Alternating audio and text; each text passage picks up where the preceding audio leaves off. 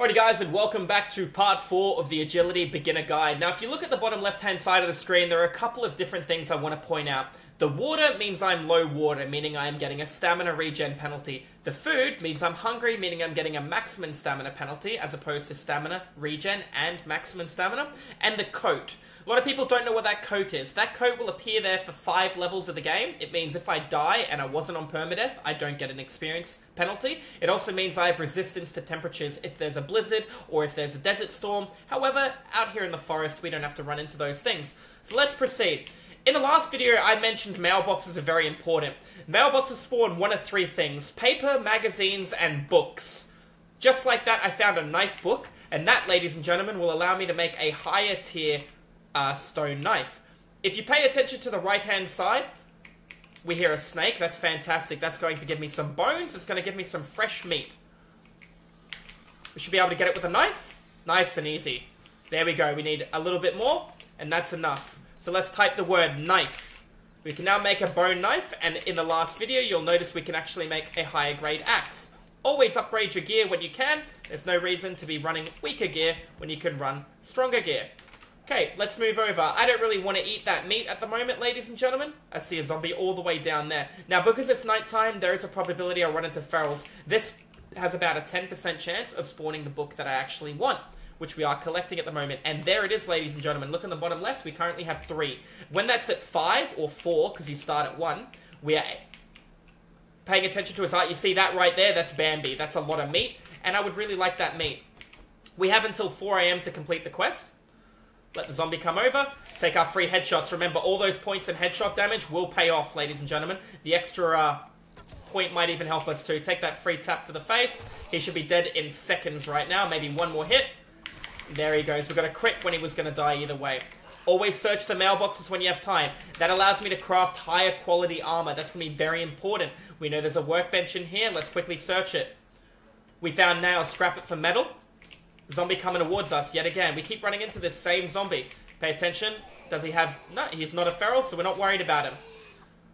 Unfortunately, that really short range is hurting us a little bit, ladies and gentlemen, but that's the price you pay for using a knife. Nice little headshot on the bow. Remember, the bow will get the crit chance that the knife gets as well as the pistol. Okay, we're hoping for a grill. No grill. We're just going to drop everything on the ground. Okay. We know that Bambi's out here in the street somewhere. There she is. We're looking for a headshot on Bambi. It's a lot of meat. Yep, we got to lead the shot. Okay, we're going to pull the gun out. Okay, we got the headshot on Bambi. These are metal chairs. Let's grab them. That's dirty water. Scrap the metal. Now, Bambi will harvest 20 meat. Remember, I'm using a knife to harvest because it gives you more materials than if you were to use an axe. Thank you, Bambi. That puts us at 30 meat. That puts us in a nice, comfortable situation. Okay, let's keep moving towards the exclamation point. This is our quest. A little fun fact a lot of people don't realize about quests is wherever there is light points you in the right direction. I know this point of interest, and I'm going to do this twice because there are 2 workbenches here to loot, ladies and gentlemen. There should be a guy sleeping directly in front of me. I'm trying to sneak over to him. I hear a zombie on my right jump. Okay, we got a zombie in the street and the end of the road. The end of the road spawns. That's a feral. You see his eyes? Okay, that changes everything. We're going to have to play a little bit more respectful to how strong this gentleman is. Let's slow down. Now, learning the names of points of interest is very important. For example, tier 1 points of interest you should memorize are the Cook's Residence and Jacob's Residence. The Cook's Residence is going to allow you to get first aid very early in the game and allow you to craft first aid. Jacob's Residence has a lot of nice stuff in it. Yet again, very easy point of interest to get you started. Now, because this guy's a feral, we have to be very careful at how strong he is. We know we can't tango with him. We have until 4 AM. Technically, we have longer than that, but I'd like to get this quest done before 4 AM. Beautiful. We got another level up. Guess what? We're going to put it into agility at 5. Now that's at 5, it means I can put another point into deep cut, next level, which will give me stamina back on kill. This will take 2 level ups, and this will take 2, all the way down at the bottom where it takes 3 and 3. But it makes a big difference when you have a 50% chance to one-tap tier 1s. There should be a zombie right here, or somewhere very close. I'm going to quickly run over here to the road, and yet again, we're using these building blocks. Notice how important they are? Get into a habit of using them. They will save your life, and they will allow you to deal with strong zombies early. There's that crit, ladies and gentlemen. We'll take it. We want to search this cement mixer. we got very unlucky. There's a 75% chance in version 1.0 in order to get a book out of that. 75% chance, and I didn't get it. Now, this point of interest spawns a Screamer. It's a nice book to learn. It allows me to hit things on my vehicles without penalty. Let her come over, quickly take her out. Very easy point of interest. This will spawn a Screamer. A Screamer is more of a rarer kind of zombie, okay? However, this Screamer is one of the few Screamers that are scripted in the game not to spawn zombies. Normally, a Screamer comes through heat generation. Building, mining, cooking, forging, smelting, they all generate heat, which cause Screamers to spawn. Okay? Screamers spawn other zombies if they are aggroed. You can generally quickly assassinate them if you're lucky. Okay, let's walk over here. She should be behind that wall right there. Here she comes. No, she was behind the other one. She will scream, but it won't spawn any zombies because she is one of the few scripted that don't. That sound there normally will aggro zombies all around and zombies out of the floor that aren't nearby. They're very devastating late on the game because they're easy to kill when you get stronger, of course, but they spawn some very tough zombies to fight, so you always want to kill them very quickly before they can scream. Okay, let's move up here. There should be 2 zombies upstairs to deal with.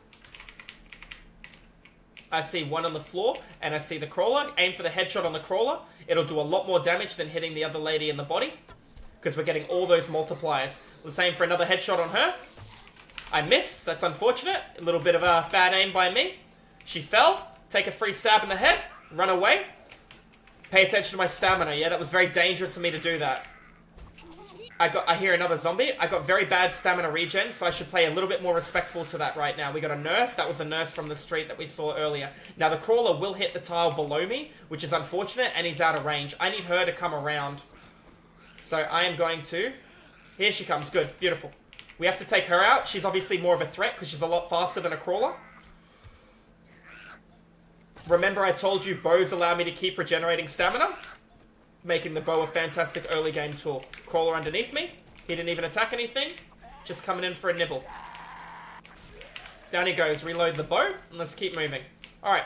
This is a very awkward part of the point of interest. You're meant to fall through the ground here and get ambushed by 2 zombies. Once you've done it points of interest quite a few times, you'll know that there's always an escape. Very rarely are you put into an awkward situation where you can't get out. So I'm going to fall down and I'm going to open the garage door. I'm going to run over here. And I'm going to put this down and put this here, rather than trying to fight 2 zombies. Do you see this is a builder? A builder does twice as much damage to structures when he attacks. So he counts as 2 zombies hitting rather than 1. See how he's doing 40? Very important to make sure you take out a builder when you get the opportunity to, or he's going to stop you from doing what you can't, this strategy, yeah? Very powerful enemy. Notice that I'm waiting on the repair, waiting before he hits, and then repairing it at the last second. Builders actually have body armor too, making him a kind of a difficult enemy to deal with early game. By the way, the other gentleman we saw earlier, the biker, he does not get the bonus damage to stamina. Or sorry, bonus damage to buildings. Grab our arrows, coming on in. Now this is taking me longer to clear than normal because I have stamina penalties, which we're going to fix the second morning comes. Notice that I still haven't started the quest. It's because this is a very good point of interest to do multiple times. Now, rather than walking in here and making an absolute fool out of myself and getting ambushed from behind by zombies, I'm going to put some crates down, so if zombies do come from behind, I get information. Did you notice we had silent zombies before? This allows me to do more damage with fully automatic weapons. I'm going to learn that. Now, something I want to point out is when you read all the books, not magazines, all the books in a series, they unlock a series bonus. So you can see where it says 1 of 7, 1 of 7.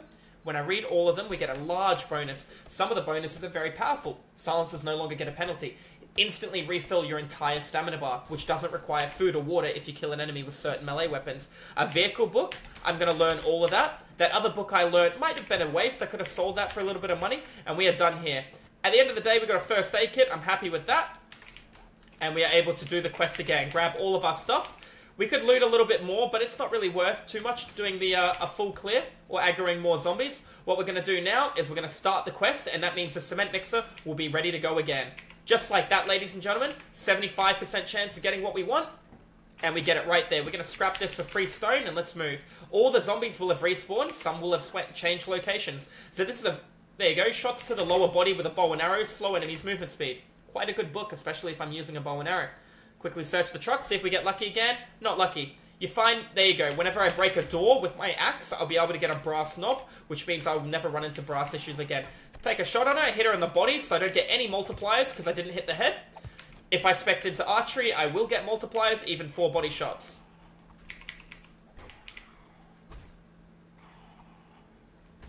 Now, ideally, when you get very competent in this game, you'll know what you need to do early game in order to excel. It might not look like I'm doing that, but I'm trying to gather 10 books together so I'm able to craft myself tier 2 base weapons on a forge. I'm not going to hit this gentleman, even though it's an easier shot. Why? Because he doesn't run at max movement speed. He's got a limp. She does. You hear that thumping sound? I headshot her. There we go. So she's going to be pretty low health. One hit with the dagger is going to knock her over. Let's take a free hit on the other guy. Make sure she doesn't stack on him. I keep missing because the dagger does have small range. There you go. There's that one hit that I told you about. She should be very close to death. There's our kill.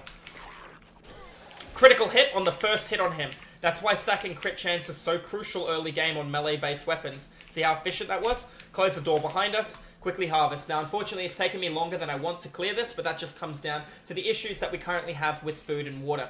This is very important when it comes to clearing points of interest twice, as I explained in the previous video. You guys will be able to see that it's quite crucial to do. Now, when I hand this quest in, which will be tomorrow, I'll explain to you the bonuses that we get. Let's fall down real quick, avoid the 2 zombies, open the door, walk outside. Don't need to wait for the door to fully open, because zombies can run through it straight away, because once it says it's open, it classifies as being open. That's very bad, because he can probably jump on that. Always have to be careful when you put your stuff down near fences. At least he's just got a limp. Down he goes. Probably can't get an easy headshot. Never mind, there it is. Now he can stack on that zombie if we're not careful. There it is. Okay, just paying attention to your surroundings, yeah? Knowing what's going on. He jumped because technically I hadn't had the crate down. You see that gentleman over there crawling? That's referred to as a spider. That's a special zombie that jumps. He used to get on top of buildings. Now he has a nice long pounce attack. The pounce itself doesn't hurt you, but it closes a large amount of distance and it allows him to get over walls. Yeah? Keep that in mind. I'm not going to really get into combat with him right now because, actually, yes I am. I don't have much of a choice. I have to clear all the zombies in this location. It's telling me where the rest of the zombies are. So we're going to come over here. Hopefully we don't aggro him. I'd like to search this generator. There's a sound trap on the ground. Searching does make noise. I was looking for... There he is right there. Go for the headshot. Here comes the spider. Alright. Spider's going to be a little bit annoying. Spider hits the bottom tile, and I'm going to use all my ammo in my gun to kill the spider. Just because spiders are quite difficult to deal with early game, I can't stop him from hitting the... I can't hit him in the head with a knife from here. So we're going to shoot him instead. 400 experience, just like before. All quests completed. Now, because I'm very familiar with the current area that I'm in, I know that all the way over here to the right-hand side, it says end of road or no through road. I saw the sign earlier. And what that's going to do is that's going to allow me... There's wood inside here, by the way. There's a bunch of different things. Chance of getting cooking pots, grills, the wood's there in the window. I could break it and move, but I have enough wood for now. Paying attention to the buildings around. Remember, all the loot will respawn in 7 days from when it's looted. There is a cement mixer over here, and it's very important because it has a 75% chance of spawning the book that I want. I'm going to search this first. See if we get lucky in here. That's okay. We'll hold on to the lockpick. I see a zombie coming all the way to the right-hand side. Because I'm low stamina, it's a bit annoying here. Take a free headshot. We got another zombie coming. We're going to jump up. I could tango with both of these one-on-one. I could probably take them both 2-at-1 if I wasn't really worried about my stamina penalties. I can make a couple more arrows because I've been picking up a few. Or I'm basically out of arrows now, so we need to stop by nests more often than not. Next level that I get, we get a huge bonus. Did you hear that sound as well? The sun coming up means there are no longer ferals spawning. Ferals do spawn naturally based on the town that you're in. If you're in a condensed city, you're more likely to run into a feral. You see that right there? That is a feral. Now, if he was a nighttime feral, he would have died when the sun came up. I'm a bit nervous right now, to be honest. I'm going to just tap this guy with the gun. And now, the reason I'm doing that is because I can't kill the feral quick enough.